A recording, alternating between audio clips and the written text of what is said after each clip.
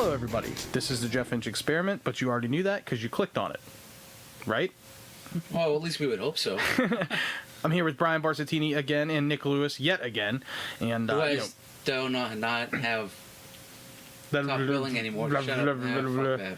No, dude, you had top billing all the time because you're always in. I was the only other one. You're the other guy in a lot of them. I'm the one who completes you. I wouldn't go that far, jeez. I complete your podcast. Are you the Tom Cruise to my Renee Zellweger? No, I'm the little 5-year-old kid with glasses. Was that Renee's? Oh, yeah. What was his name? Who cares? Jonathan Lipnicki. Yeah. No, Lipwiki or something like that. I think it's Lipnicki. I'm so glad you know that. Yeah, I am full of useless knowledge that has nothing to do with anything. Yes. So we were talking in the previous podcast about the election and just not only the result, but how we felt about some of the issues and whatnot. One of the biggest issues in this election actually really has nothing to do with the actual issues that the candidates are dealing with. And one of those is media bias. It's a huge thing, especially amongst, I think, the conservatives. I think the conservatives really think there's a huge media bias, and I do agree with it. It has a lot to do with who owns the companies that run the media in America. Mm-hmm. It's bleeding over into the user commentary, so to speak, the end product, us, the consumer, the citizens, where we can now broadcast ourselves very easily through mediums like podcasts and YouTube and some of these other websites. So you see a lot of things going on the internet, on YouTube and whatnot, where people are portraying that there is a certain event happening in the name of Donald Trump, or there's this event that happened in the name of Hillary Clinton. And Nick found this wonderful video. I shouldn't say wonderful. It's a terrible video, but it's a wonderful example of what we're talking about. Nick, you want to explain this YouTube video, please? This came across my headline, and the headline is breaking. Protesters beat homeless veteran to death in Philadelphia. And just for quick reference, this is something that is going on all over the United States right now with these protests. People are beating up, a lot of Hillary supporters are beating up Trump supporters in the streets, and some of it's vice versa. But with the protests and the violence and rioting that's going on, this is the kind of thing that people are immediately just going to see the video and just assume that that's the correct. That's truly what's happening in the video, right? Yeah. But I was looking through the video, or how it says that there was a homeless man, 51-year-old, who was killed or died from his injuries after trying to stop protesters who were trying to set fire to a flag at a gas station. And it goes on to this, saying, he was attacked, his former army, whatever, was attacked, trying to stop a group of protesters and all this and that. Beaten to death with a hammer and such not. But then I was looking at the video, or the screenshot for the video, and I'm like, I've seen this video before. And I looked it up on YouTube, and it was actually posted from the YouTube channel TNN Raw 2. And it was about a man who, if I remember the details behind it, a 10-year-old needed an excuse for a reason why he came home late. So he told his mother that a homeless man beat him up. So a group of 6 of them got in a van, drove to the gas station, and beat this guy into a coma. So it has nothing to do with the protest. No, because this happened well before anybody even knew who was running for president. Yes, because according to TNN Raw, the date that he uploaded that video was April 16th, 2015. This article that was from a year and a half ago. From the Christian Times Online, it was from yesterday. But it's the same video. Yeah, so basically somebody is it Christian Times Online? Is that who you said? I believe that was the name of the website. Somebody, whoever their publicist is, or whoever's job it is to scour the internet for material, saw a video. Didn't vet it. Yeah, they didn't bother looking it up or anything. They didn't invent it. They didn't film it. They didn't know who filmed it. Now, whether or not the details are correct, or whether it was just the details are correct, but they added the wrong video, I'm not sure about. No, they knowingly did this, dude. But it would not surprise me. It is no doubt in my mind that this was a thing where they were just like, either one of two things. Either somebody showed the video to the Christian News Network, you said?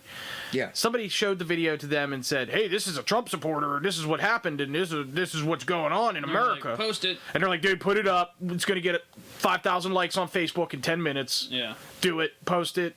And it helps to push their agenda.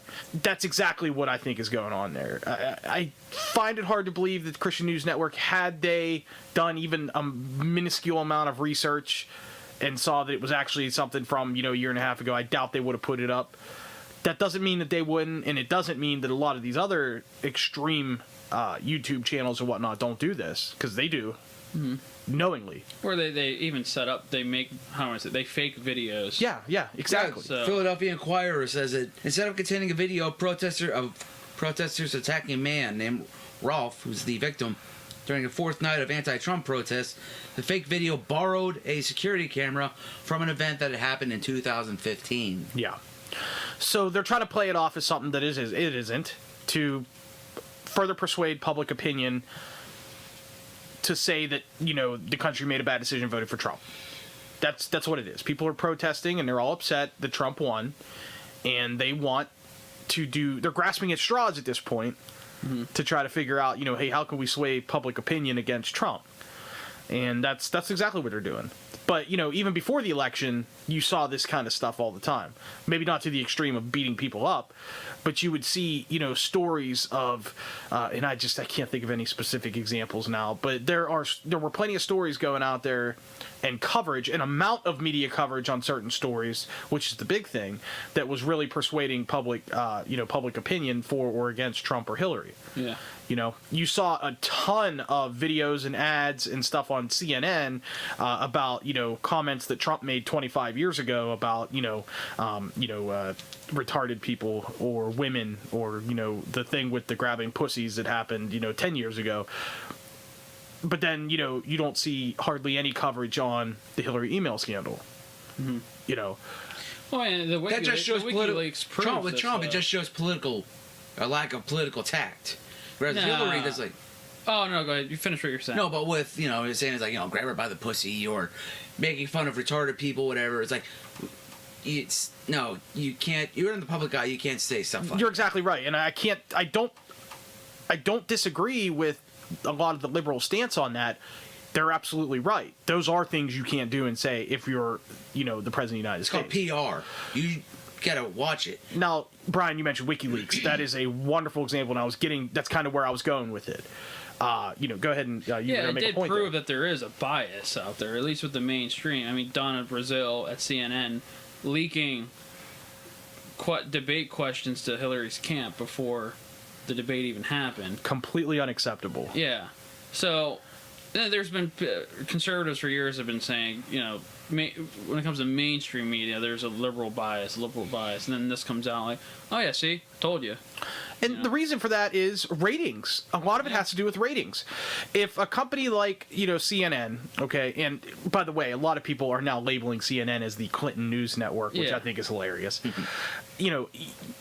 They are trying to pull ratings on TV to gain advertisements, to gain sponsorships, to make more money, okay? So what's the easiest way to gain ratings? Appeal to the populace, or appeal to a certain populace. Yep. A lot of the people right now who are voting are young people our age, millennials, or even younger. People that are 10 years younger than us, who, I don't know if you would call them millennials, but, they're 18, 19 years old voting for the first time. I guess so.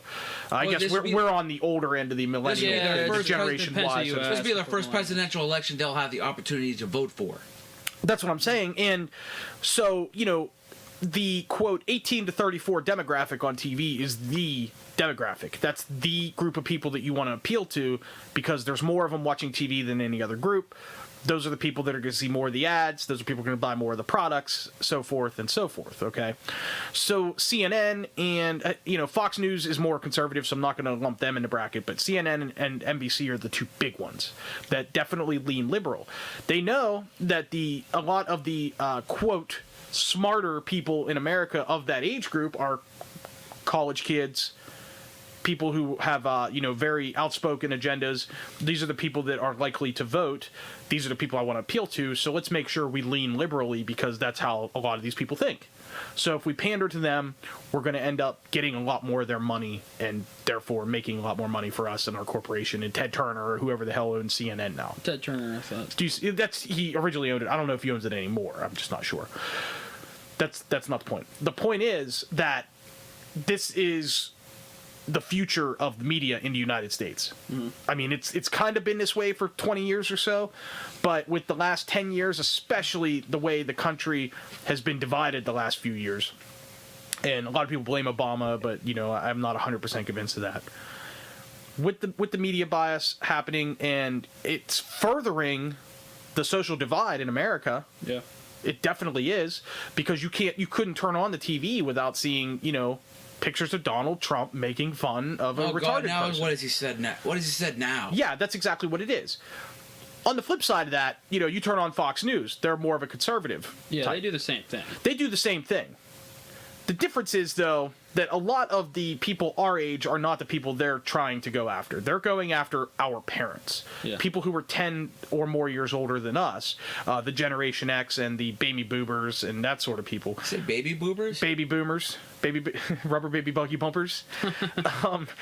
Those are the people that are more likely in America right now to vote conservative. So that's the demographic they're going for. It's a bigger demographic. It honestly is. There are more people above the age of 35 than there are, between the ages of 18 and 35 in America. It's just, it's numbers, 350 million people, that's how it is. So they're trying to pander more towards the conservative side, thinking, hey, these are the people that are going to watch our station. What's funny, though, is there's a lot more outlet for the liberal side. That's where the problem comes in. When you turn on Facebook and YouTube, you see a lot more liberal ads and stuff than you do the conservative ads. Mark Zuckerberg is under fire, and has been for a couple of years now, for tailoring the ads you see on Facebook towards a certain agenda. Yeah. And this election has been an absolute proof of that. When you turn on Facebook, especially if you're on a computer, you won't see it so much on your mobile device because you don't see the ads quite as much on mobile device. But if you're on a computer and you've got a full monitor in front of you and you turn on Facebook, you go to their website, you have a list of ads on the right-hand side, and every ad is some sort of liberal-leaning ad about something. It could be something like birth control, or an ad against guns, or an article about anti-Trump, or something of that sort. Don't think for 1 minute that isn't hand-chosen, that's there. Yeah. Look at what's trending, technically, is not always what it actually is trending. It's what they're pushing to say this is trending. Absolutely. When you look at self-fulfilling prophecy at that point. Do you have a Twitter account, or do you use Twitter at all? Sometimes. Okay, so you understand how Twitter works. Yeah. When you're on Twitter on your phone, Nick, I don't think you have Twitter. You're not missing God, no. Do not yawn when I'm talking, mister. I am yawning over Twitter. That's how interested I am in Twitter. Twitter is a wonderful, wonderful thing. In terms of, like, for instance, I'm trying to get my podcast out there. Twitter's a good way to promote myself. It's a fun thing to read because you can get outrageous views from people, and everybody's thought has to be put into 140 characters or less. It's a different thing, and it's really cool. But with Twitter, you have your home button, which you can see your quote wall, everybody that's been tweeting and saying stuff. They also have a trending button. When you click on that, it's a little lightning bolt icon. You click on that, it tells you what the top 10 stories are right now. What's trending? What are people talking about on Twitter? The problem is, as Brian had mentioned, is people are manipulating what that is. So if the top story in America right now was something conservative based, okay, I can't even think of an example we could use. Maybe it has to do with something like guns or abortion or one of those hot button buzzword topics, okay? They might not put that on their list of top trending because they don't want people reading Twitter thinking, oh, Twitter's a conservative outlet, I'm going to stop using Twitter. You know what I mean? Because it's the younger people, once again, that younger demographic that's using Twitter. So that's the people they want to pander to, get them using the app, downloading the app even more, reading it more, and therefore plug them with ads. Corporations run America. Okay, there's no ifs, ands, or buts about it. Dyslexics of the world, untie! There are no ifs, ands, or buts about it. Corporations run America. That is the consequence of this great experiment of capitalism and free market economics and enterprise. Is that we'll knew a lot of people 100 years ago knew that it was going to get to this point where corporations are going to be able to buy governments. They tried to put things in the Constitution to keep that from happening, but corporations are too smart, and there's so much money now. Nobody pictured America or the world to be what it is now. Thomas Jefferson had never, ever in a million years would have thought about Twitter or Facebook or even having a device in your pocket with all the information or a device that can allow you to communicate with somebody that isn't standing in front of you. I don't think he ever figured out that or thought that somebody would find out he was actually messing around with some of his slaves either. I'm sure a lot of people knew about that at the time, and he probably knew those people do. Oh, he probably never knew it was going to be put into a movie. Well, he just never gave a crap because they never ever thought that a movie would be something that could exist, or a photograph, or a vehicle that doesn't have 4 legs, or you know what I mean. The Constitution is an outdated article. That's just what it is. How dare you, sir? Yeah, how dare Jeff? You voted for Trump? Well, how dare you? How can you say that? But it's true. Well, what's outdated about it? What I mean to say is the manner of a lot of... I don't know how to say it. Like, the language used is an outdated language. It's hard to understand for people like us. How is it outdated? We the people... Or no, what? We the people... That's the Declaration you're thinking of. No. Okay. What I mean to say is that it didn't take a lot of things into account that are going on today. I was growing up with Gettysburg Address is what I was going with. All men are created equal. It's like... Yeah, for the people, by the people. No, but what I'm saying is like, oh, actually now it's not... No, all men are created equal. It's men and women. Then it becomes men, women, and gay, lesbians, and bisexuals. Now all of a sudden doing transgenders, yeah. And it's modifying. And dogs and cats. I mean, dogs and cats have more rights in America than a lot of people do. How many rights are in the Bill of Rights? Oh, yeah, that's right. There's 10. Now there's how many amendments? 28, I think, or something like that. Yeah, I think it's 28. What I mean to say is, okay, maybe I said that wrong. Maybe I didn't mean it as the Constitution is outdated. What I mean to say is, or the way I mean to put it is, the Constitution is becoming ambiguous. Somewhat, yes. And also, it didn't take... It couldn't possibly take into account 200, 300 years down the road. The technology that there is now. Mm-hmm. And here's an example with guns. Okay, this is an argument that a lot of the anti-gun people make.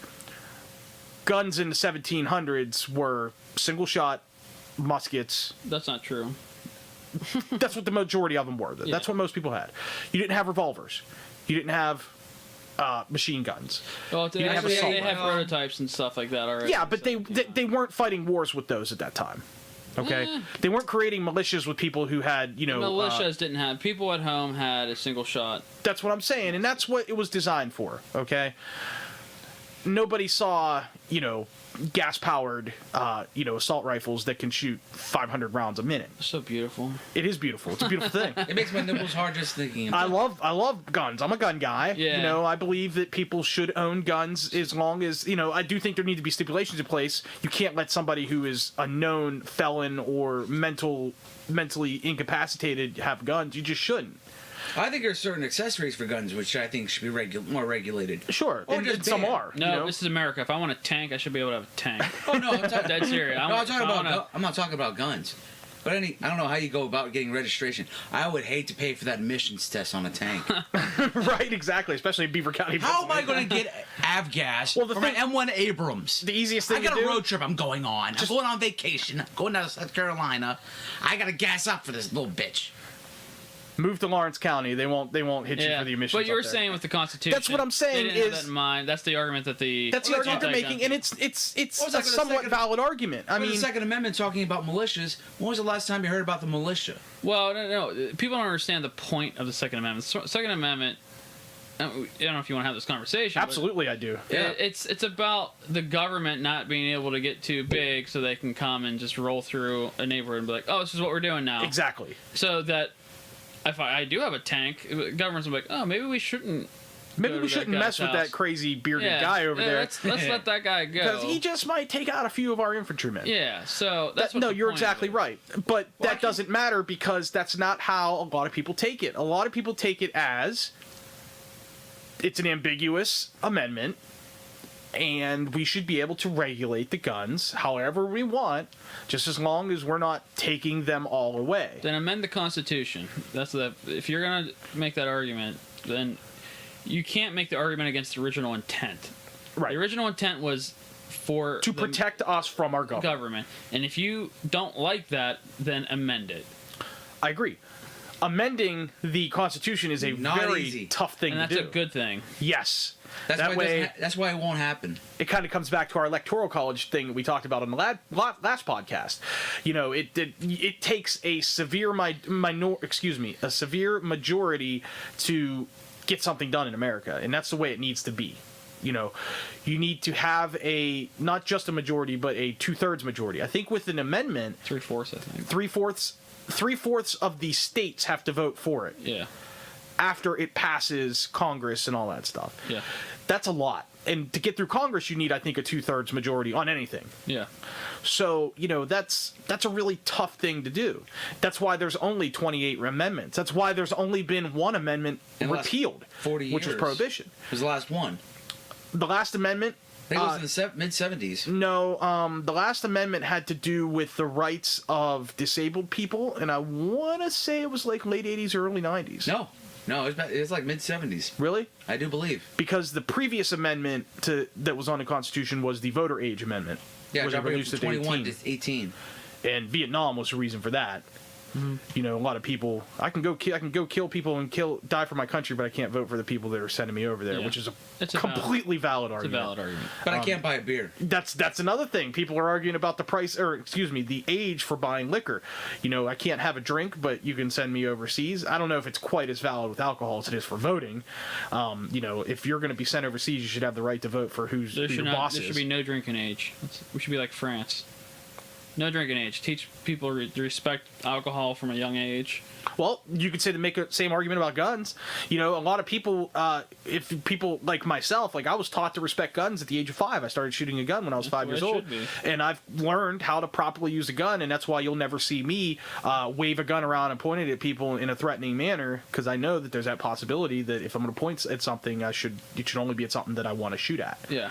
So that I've learned a respect for firearms through that, and people need to learn respect of other things the same manner, and alcohol is definitely one of them. Yeah. Actually, it looks like you're right. Actually, the amendment eventually became part of the United States Constitution on May 5th, 1992. But it took over 200 years to happen, because I think some wanted it, some didn't. I think Wait a minute. So the disabled, that's the amendment about it increases or disabilities? decreases the salary of members of Congress from taking effect until the start of the next set of terms of office or for representatives. That's what that last amendment was? Yeah. I could have sworn 27. it had something to do with disabilities. Maybe it was a previous amendment then. Yeah, it didn't get ratified by enough states for that to come into force. Okay. So either way, the Constitution has been amended within the last 25 years.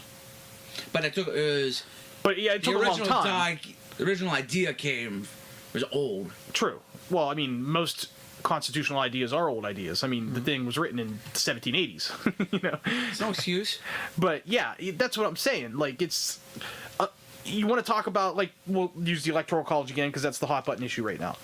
Everybody's complaining about this electoral college. Okay, well, amend it.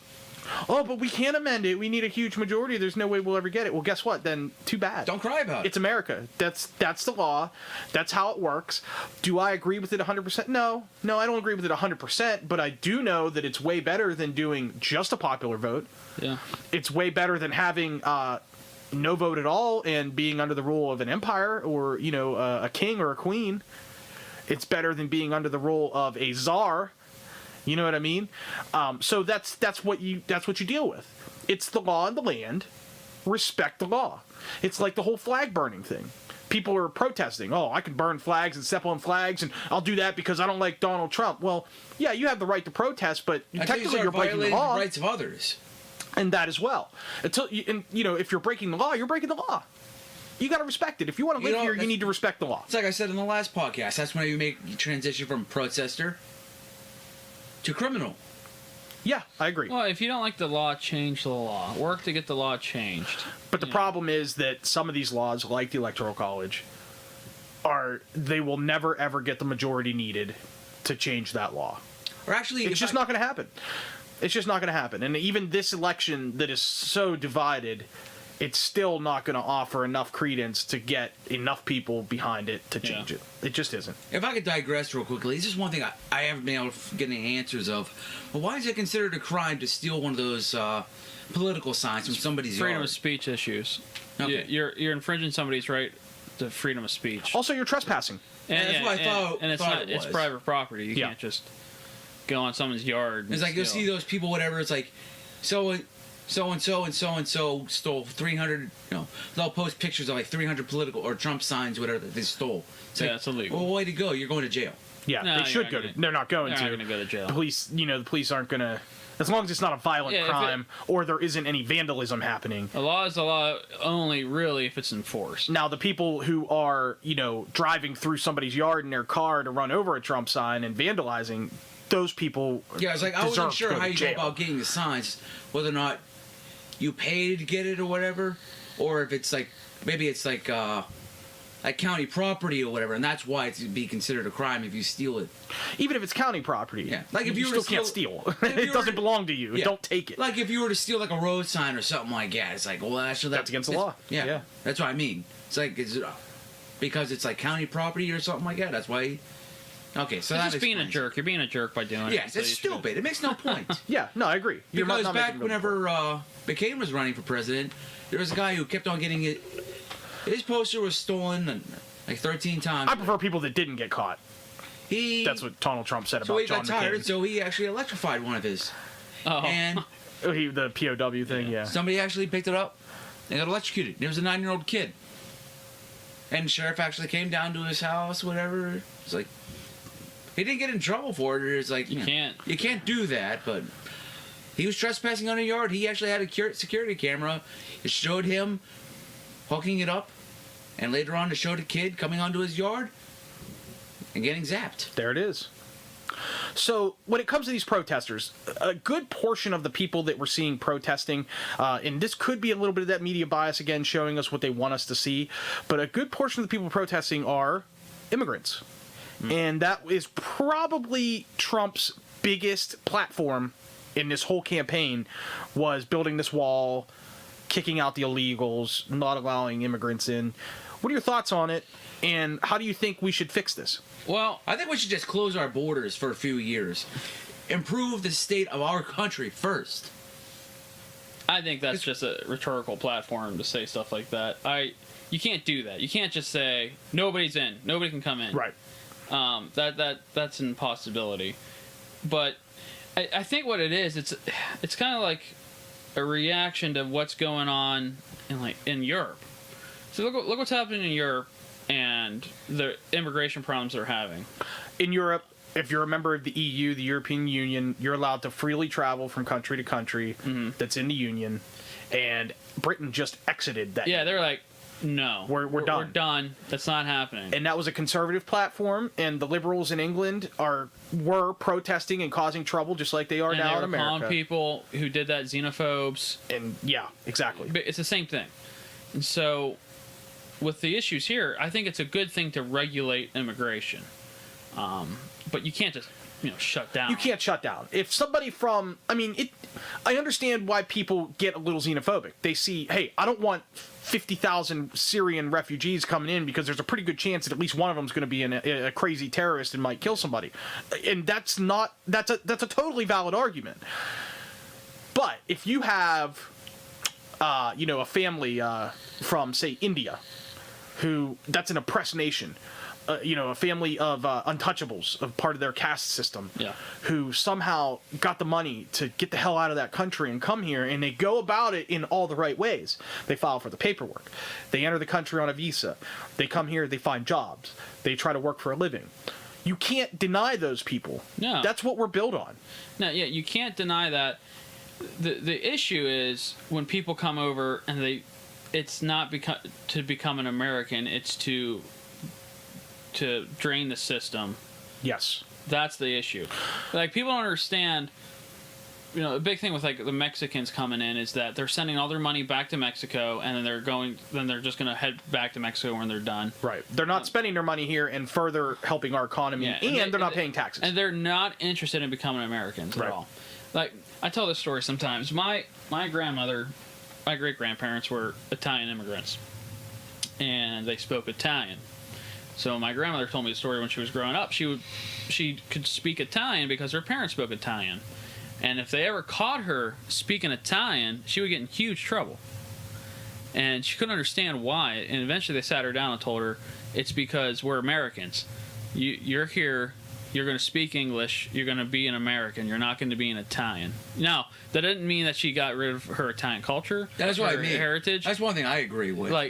But at the same time, you're an American, and that's the most. You're becoming an American citizen, but you don't need to lose your cultural identity. Right. And that's a perfect example, Brian, of the right way to go about it. Yeah.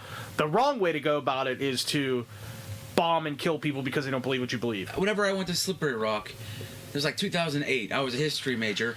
I had to have level 3 proficiency in Spanish, even though I had no ambitions of teaching or anything like that. I didn't even really know what I wanted to do with that degree. But typical liberal college kid. I'm not. That's why they call it liberal arts.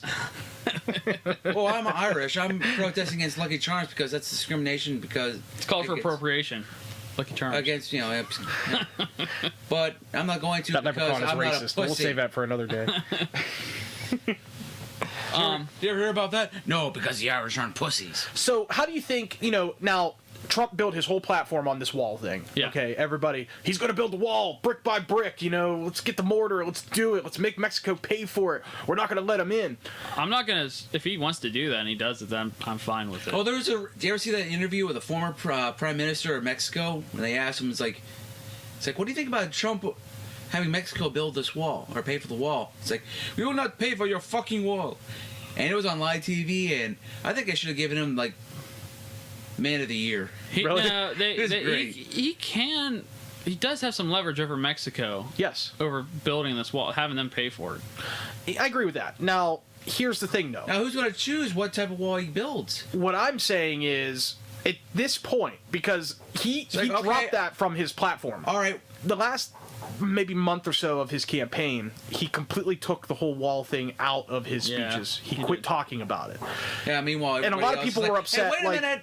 Remember that wall thing you were talking about before? Not really, but, because everybody already had it ingrained in their mind that there's going to be a wall built if he wins. I think the wall is more of a metaphorical thing. To kind of go what you were talking about, Nick, I think that we need to close down the borders. Not completely, obviously, like I was saying earlier. What I mean is we need to really, really tighten the regulations to get in this country. Yeah. There are some truly great countries who have very tight immigration laws, and they're doing very well because of it. Yeah, go to Switzerland. Switzerland, Canada, and Australia are the three big ones. Once you get in, you can't get out. It's not easy to get in, and they regulate. Well, you have to be a really good mountain and nobody's climber calling Swiss a bunch of racists. No, yeah. but if Switzerland also remains completely neutral from all affiliation as well. Yeah. So that has something to do. There's interesting history. They won't join the EU. Look at a map. Go to war. They won't do anything. Look at a map during World War II. It'll be all red from where the Nazi territories is. And then that one white spot in the middle. Yeah. Dear old Switzerland. Exactly. So you got Switzerland here, and then you got Sweden. Neutral. The wall being a metaphorical thing to me makes more sense. Mm-hmm. And it's something that could feasibly be done. We can close the borders for the most part. The problem now also is that there are already a bunch of illegals here. Mm-hmm. And another part of Trump's platform was shipping them the hell out. How do you round them up? Who's going to pay for that? Not only that, but how do you determine who's who? Yeah. So here's something to think about. And I absolutely flip-flopped my view on this recently when I saw a couple of videos about it. You got somebody let's say somebody who's 25 years old, okay, was brought to America when he was 6 months old, lives in Miami or one of those places where there's a lot of immigrants, okay? That kid grew up in America. He only knows America. He's never been to Mexico. He knows very little of true Mexican culture, what it's like to live there. But he's not documented because he wasn't born here. His parents are immigrants. They brought him here. Mm-hmm. So he has no right, finger quotes, to be here.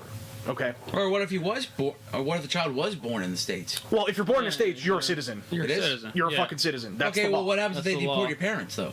It doesn't matter. You're still a citizen. You're still a citizen. You might get deported, but you're still Yeah, are that's a what I mean. claimed citizen of the United No, States. you wouldn't be deported if you're born here. You're not going to get deported. Who do you live with? They put you in a foster home? That's part of the whole overarching Well, issue. here's what you have to do.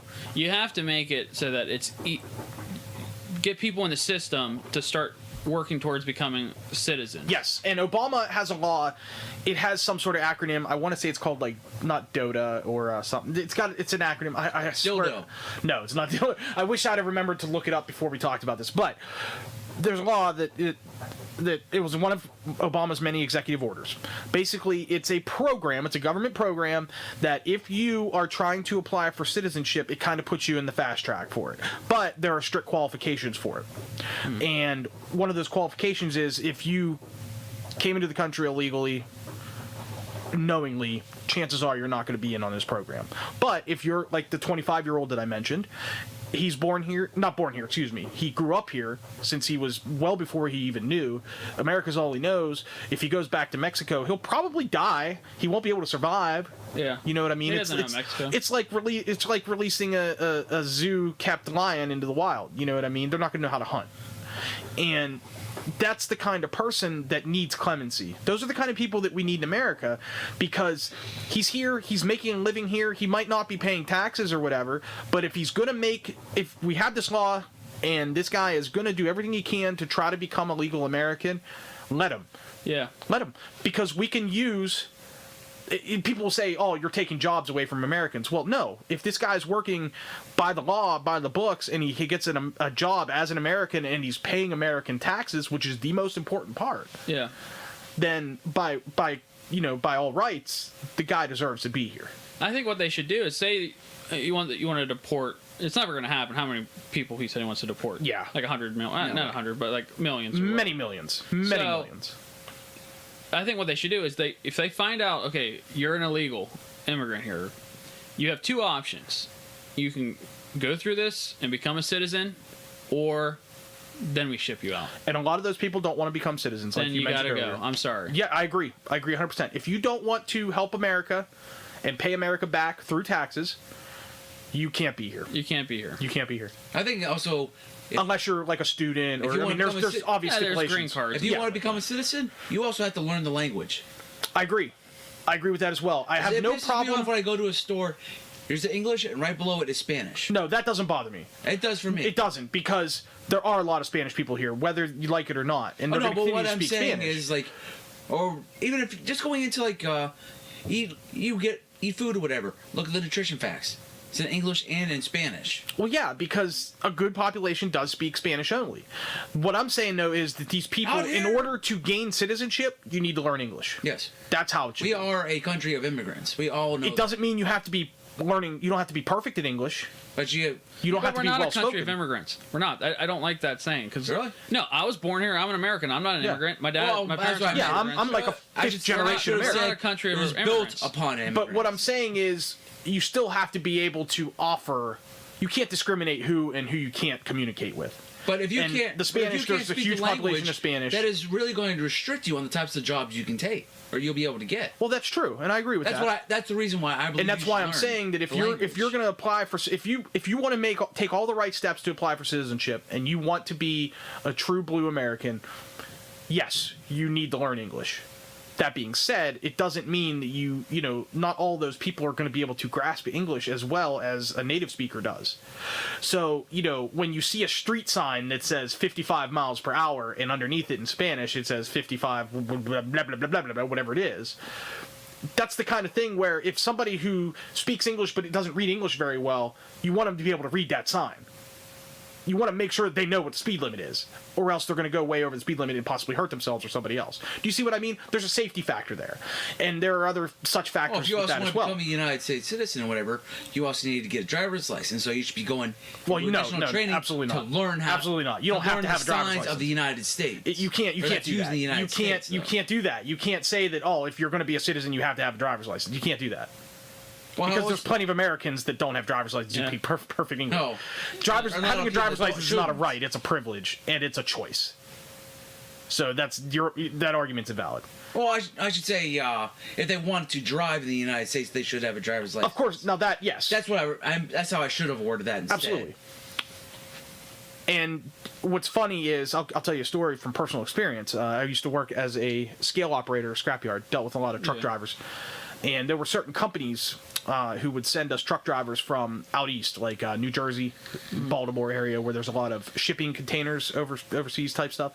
And they would send us stuff. We would have drivers come in speaking many different languages. Everything from Spanish to, I've met French, I've met Chinese drivers who couldn't speak a lick of English. It was my job to communicate these people, to tell them what to do, where to go, and how to weigh the load and where to put the load and to dump it and whatnot. I couldn't do it without some sort of translator or without somebody just pointing. And, the law, at least in Pennsylvania, is if you have a commercial driver's license, you need to speak English to get that license. That's what I'm referring to. And that I agree with. The problem is though, that it's a little bit corrupt, where people will, you'll get like a trucking company who will only hire Chinese people. Okay, let's say they're racist. They don't like anybody but Chinese people. Just for example, these Asians, can't speak a lick of English. So what they do is they get somebody who knows the answers to the quiz, basically, for the CDL, and explains it to them and gets them to learn enough English to pass the test. It doesn't mean they can speak it fluently. I mean, I could pass a French 1 test in French class and not know a lick of French. You know what I mean? Just very basic stuff. That's what they're doing. And that's wrong, because driving an 80,000-pound vehicle is a huge responsibility. And if you can't read the signs the right way, if you go onto a road with you're putting a lot of people. If you take a 40-ton vehicle and you take it down over a bridge designed for a 10-ton vehicle, you could kill somebody yourself or cause major property damage, right? So that's why they require English as for a CDL. But it's so easy to game the system, and that's the kind of thing where it's kind of a hot button issue, because immigrants, you feel that they should learn English, and I agree, they should. To live here, you should know English, but how much English do they need to know in order to pass the, quote, test? You know what I'm saying? Well, it should depend on what the type of job. Well, so just going back to just jobs. It shouldn't have nothing to do with the job. If all you can do is know how to say hello, thank you, the basic or whatever, you're probably not going to get any further than maybe going to like a restaurant or fast food or whatever, just flipping burgers or something like that. I don't care what it is. As long as they're willing to get a job and pay taxes, who cares? What I'm trying to say is, well, why do you want to move to another country? I want to improve my status in life. Well, if you move to another country but you don't want to change anything except where you're living, you're not going to be improving yourself. Well, that's hard for you to say, because you don't live in one of those other countries and see what they put up with. Oh yeah, no, but it's like flipping burgers in America might be a hell of a lot better than making shoes for Nike in Philippines for 3 cents a day. And well, but what about those people that work at McDonald's? They want $15 an hour. It's like, well, you want to change the system, but that's a different. You don't want to change. Why don't you just? You want to improve how much money you're making, but you don't want to get a better job. No, I'm with you on that, but that's not what we're talking about. Oh, that's what I mean. Yeah. But it's like, still, you need to improve yourself, not, You have to try to improve yourself, not just be, just. If you want to change something, you got to do something with it. Right. Don't complain. Don't settle for what life is handing you and then complain about it. You know what I mean? At least try to better yourself. I see where you're coming from. But when it comes to immigration, people, anybody who wants a fair shake in America and goes through all the proper channels to get that fair shake completely deserves the chance. Yep. Now, when it comes to deporting people, okay, so we've discussed, certain people are worth getting a chance. Some people who are coming to America but don't want to be citizens obviously shouldn't be here. They should leave. There was one group of immigrants that I think we need to ship out now, and that's criminals. The criminal system, the prison system in America is just overloaded with minorities in general. But there are very, very many illegal immigrants that are in jail. They hop the border, they go to Houston, Texas, and then they botch a drug deal and rob a liquor store, or they kill somebody or whatever. And now they're spending 30 years in jail off of our dime to live there. And they're living better in jail than they ever did in Mexico. Don't let that cloud your judgment at all. There absolutely are. They're probably fucking loving it in there. Yes, it's a tough life in prison. But 3 squares, a bed. Yeah, heat. The argument would be, though, that if you okay, so the criminals are in jail. You take them out, ship them back. They'll just come right back. Yeah, Come and right back the in boomerang and commit. and now they're commit out of the jail crimes in again. America and committing crimes. I That agree. would be the argument against doing that. And that's a good argument. It's valid. But that's why we need to close the borders as well, and that's why But building how? a wall is a good thing. Was one of the Hispanic comedians, George Lopez, I think he said. He was asked, "What do you think about Donald Trump and his wall?" He's like, "They build a wall. We'll dig tunnels." Yeah, I agree. Build more walls. Build a You wall around have every to- state at that point. We can't have the mindset unless it works perfectly. We can't do it. I think that's the issue. I agree. Like, yes, we're not going to be able to stop all illegal immigration. We're not going to, like, there's never going to be a day in America that you wake up and there's not an issue with immigration at all. But you have to work towards making it better. You have to work towards securing borders. Yes. And we need to start in Trump. Did you see Trump's acceptance speech? Yeah. I thought it was wonderful. It didn't sound like Trump. No, it didn't sound like Trump. And that's why it was so great. I mean, he stuck to his platform, but like he was excellent. And one thing that he said that I heard him say on some of the rallies that I watched and whatnot, but he said it so well in that speech was, we need to start building America from the inside out. We need to work on the infrastructure.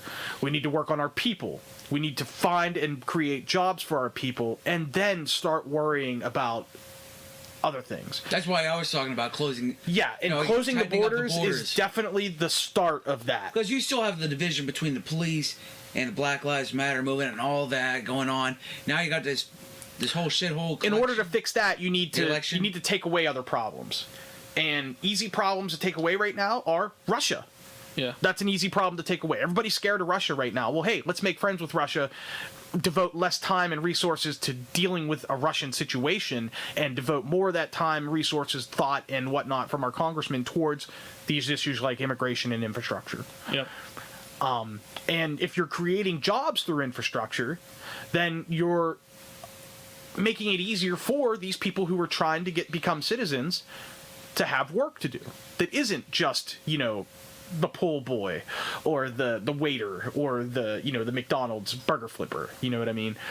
That's what you have to do.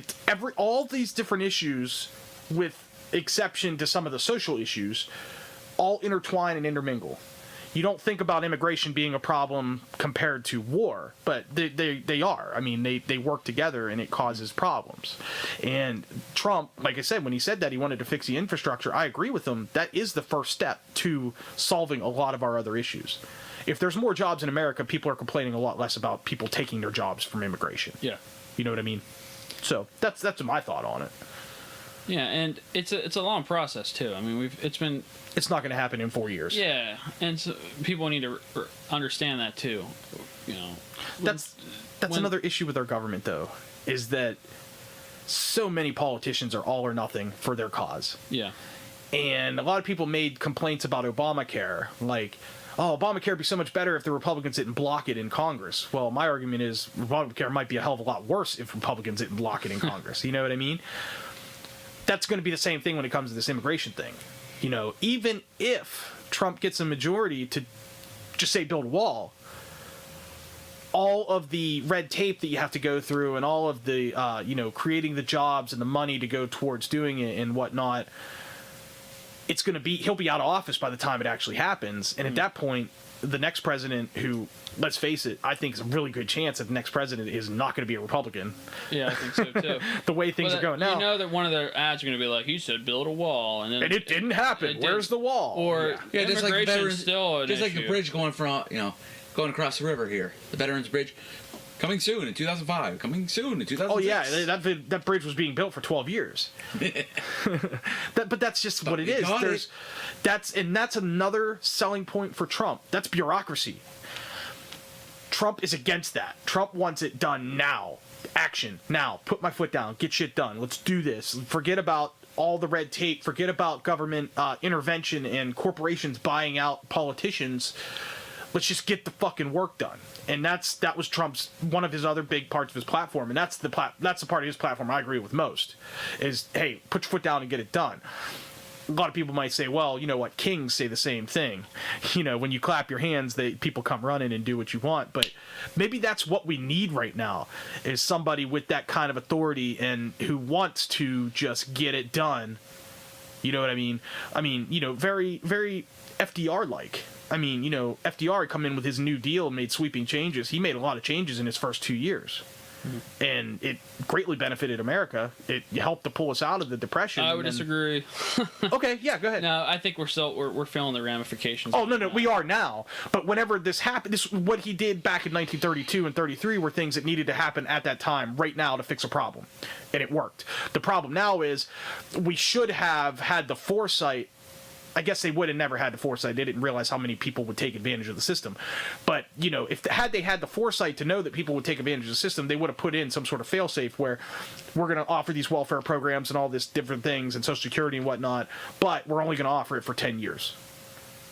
You know, or something of that sort. Now, of course, at that time, nobody saw World War II coming either, and that had a lot to do with it.